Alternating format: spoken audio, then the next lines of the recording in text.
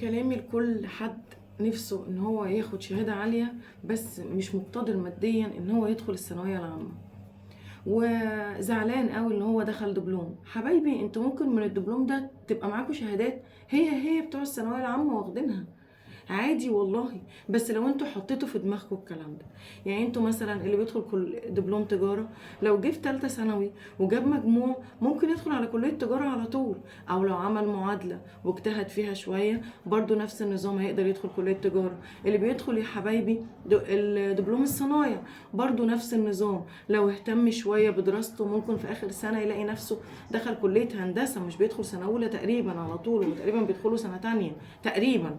او لما بيعمل معادلة مثلا في الصنايع بيدخلوا برضو على كلية الهندسة.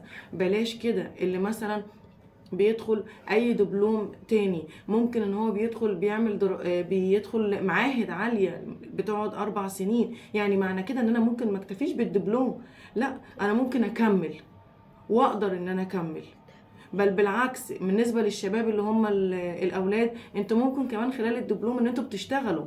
انتوا لما بتشتغلوا ممكن تقدر ان انت تساعد نفسك وتدخل معهد اللي هي المعاهد العاليه اللي هي بالفلوس، بتبقى تكنولوجيا وي وي وي وي حاجات كتير قوي. انتوا لو هتدوروا بعد الدبلوم في تعليم عالي، في تعليم عالي وتقدروا ان انتوا تدخلوا. مش شرط ان انا عشان ما دخلت الثانويه عامه ان انا اكتفي ان انا يبقى معايا دبلوم بس، لا خلي في طموح. خلي عندك طموح وخلي عندك طموح وتقدروا تحققوا حاجات كتير قوي بتوع الثانويه العامه ما حققوهاش. ما هي الحلم والحياه مش ثانويه عامه بس.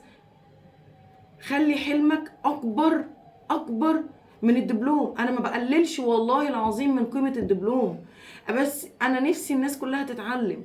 العلام ده حاجه عاليه جدا، العلام ده ليه قيمه عاليه جدا. اتعلموا كل حاجه، اتعلموا كل حاجة. مفيش حاجة اسمها ان انا اكتفي بقدر قليل من العلم.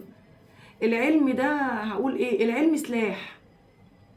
ما اقدرش اقول على العلم غير ان هو سلاح للمستقبل اللي جاي. انت ممكن تدخل دبلوم وممكن ان انت مثلا تاخد كورسات برمجة، تقدر ان انت بعد كده تقدر تعمل، تبقى اللي انت بتعمله في البرمجة اللي معاه الثانوية العامة مش قادر يعمله.